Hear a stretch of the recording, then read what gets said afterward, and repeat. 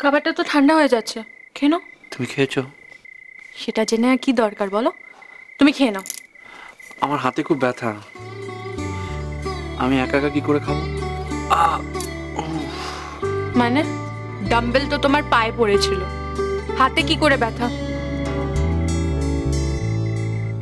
হ্যাঁ ব্যথা, আমার পুরো শরীরে ব্যথা, হাতে ব্যথা, কাঁধে ব্যথা, কোমরে ব্যথা, এখানে ব্যথা, ওখানে ব্যথা, আর এই ইঞ্জেকশন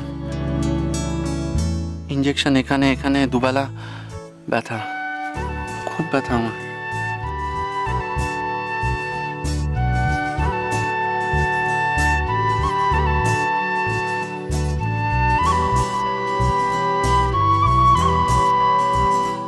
অমন করে দূরে বসে থাকলে আমি খাবো কি করে? তুই এগিয়ে এসে বসো না।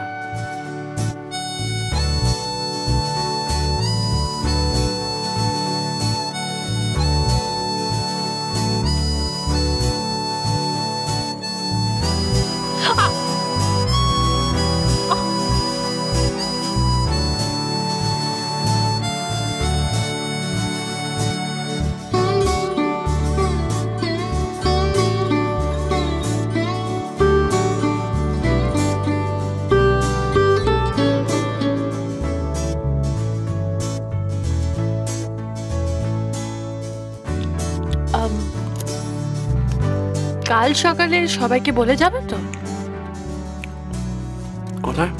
ওই জিমে। আমি আর ওখানে যাব না।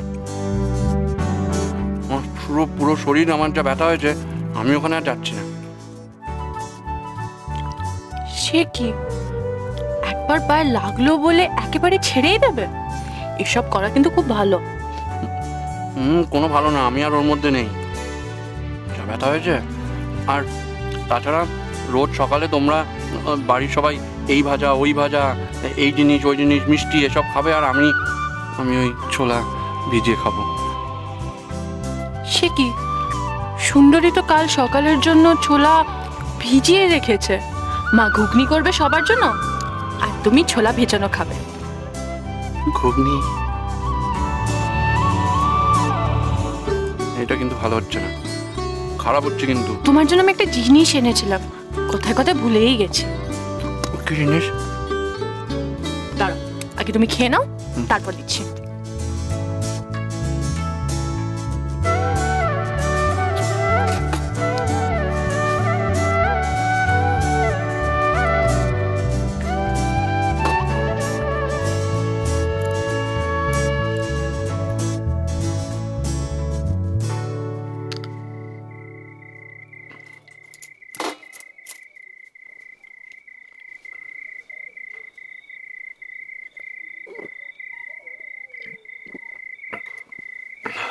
কি গো,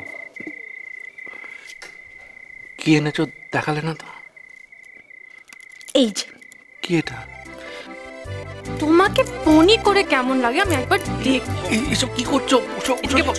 শশী লাগছে, আমার চুল উঠে যাবে। শশী, পনি করার শখ না তোমার? একবার দেখবো কি হচ্ছে। তো আমি করবোই। শশী ছাড়ো আমায়। না, চুপ করে বসে থাকো এখানে। এসব কি ছেলে মানুষ, কি পাগলামি করছো? ওহো, তুমি যখন পাগলামি করছিলে তখন কিছু হচ্ছিল না। না কি করো? আমি তো পনি বাঁধবো। শশী লাগছে। এসো দিকে এসো। পায়ে ব্যথা। কি করছো? দেখো এদিকে, দেখো এদিকে। এই দেখো। হ্যাঁ কি?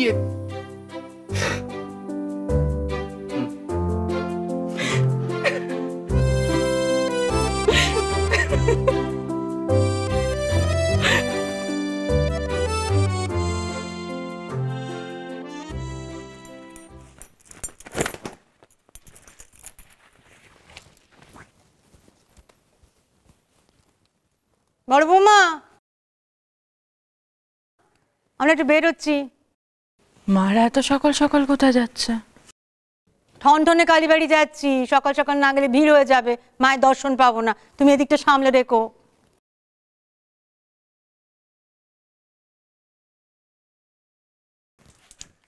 যা, মাকে তো বলাই হলো না আজ আমি ভোট দিতে যাব।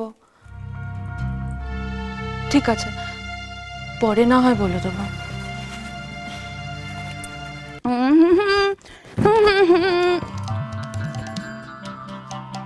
এটা কি হলো? শাশুড়ি নেই বলে বড় বউ হওয়া? ঠিক আছে, কেউ কোনো কাজ করবে না, কাকুলিও কোনো কাজ করবে না। কাকুলি আজকে খাবে। উফ, কতদিন খাই না আমি। ও মামা গো, একটু খাই, বড্ড রোগা হয়ে যাচ্ছে আমি।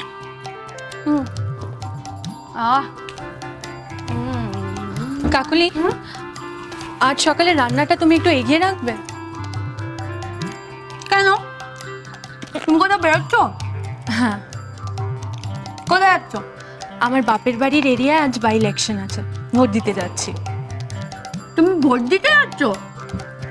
হ্যাঁ, শোনো না, বলছিলাম যে সকালবেলা মাকে বলতে ভুলে গেলাম, তুমি একটু মাকে বলে দিও। হ্যাঁ, বলে দেবো, যাও যাও যাও যাও। বড় বৌদি, শোনো না, বলছি কি ওই বড় মা ফিরে এলে না, তাকে না একবার জিজ্ঞেস করে বেরিও। ততক্ষণে তো অনেক দেরি হয়ে যাবে, সকালবেলাটা একটু ফাঁকা থাকে। আমি না বুঝতে পারি না এসব ভোট তো দেওয়ার কি দরকার বলো তো। জানো তো, আমি শুনেছি সেখানে খুব ঝামেলা টামেলা হয় গো। ও কি কথা সুন্দরী, ঝামেলার ভয়ে ভোট দেবো না? ভোট তো আমাদের সবার দেওয়া উচিত। আর ওসব ঝামেলা তো মাঝে মধ্যে হয়, সবসময় হয় নাকি? আমি আসি।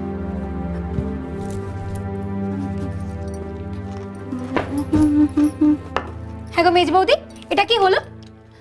তুমি কখনো এবারে কাউকে ভোট দিতে দেখেছো? তুমি কিছু বললে না তো। যা বাবা, বদ্দি তো অনেক কাণ্ড ঘটেছে যেটা এ বাড়িতে আগে হয়নি, তো কি হয়েছে? যা তো কাজ কর, খালি বকে এরকম।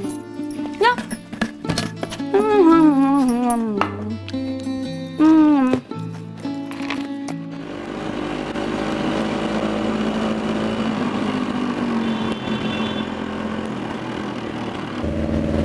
উষসী, তুমি কাকে ভোট দেবে? কেন বলবো? এটা বলতে নেই। তুমি বুঝি ভোট দেওয়ার আগে সবাইকে বলে দাও তুমি কাকে ভোট দেবে? আমি কখনো আগে ভোটই দিইনি। কেন? শুধু আমি কেন, আমাদের বাড়ির কেউ আজ পর্যন্ত ভোট দেয়নি। অদ্ভুত তো, কিন্তু কেন? কে জানে, মা বাবা দুজনকেই কখনো ভোট দিতে দেখিনি, তাই মাকে কোনোদিনও জিজ্ঞেসও করি। তাই আমাদের মাথায় কোনোদিনও ভোট দেওয়ার কথা আসেনি। ঠিক আছে, আমি বাড়ি গিয়ে মাকে জিজ্ঞাসা করব বাড়িতে কখনো কেন কেউ ভোট দেয়নি। দেখবে পরের বার আমরা সবাই একসঙ্গে ভোট দিতে যাব। বড় বৌমা, বড় বৌমা। বদ্দি তো বাড়িতে নেই মা। এই মেয়ে মানুষের পায়ে চাকা লাগানো, তো গেছে কোথায়? ভোট দিতে।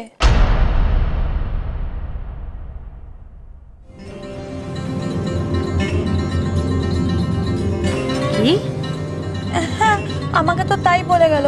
ওই বদ্দির বাপের বাড়ি পাড়ায় আজকে ভোট, তো তাই।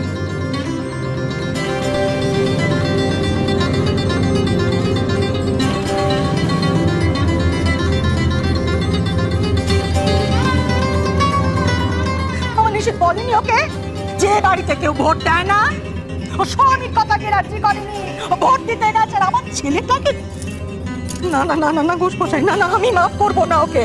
যদি অন্যায় করে মেজ বৌমা শাস্তি পেয়ে থাকে তবে ওকেও শাস্তি পেতে হবে। কিন্তু ভোট দিয়ে আমি কোনো অন্যায় করেছি বলে আমি মনে করি না। জল ঘরের জল, হেঁসেলের জল, সাবান কাচার জল, বাসন মাজার জল সব ওই পাশের রাস্তার কল থেকে বড় বৌমা নিয়ে আসবে।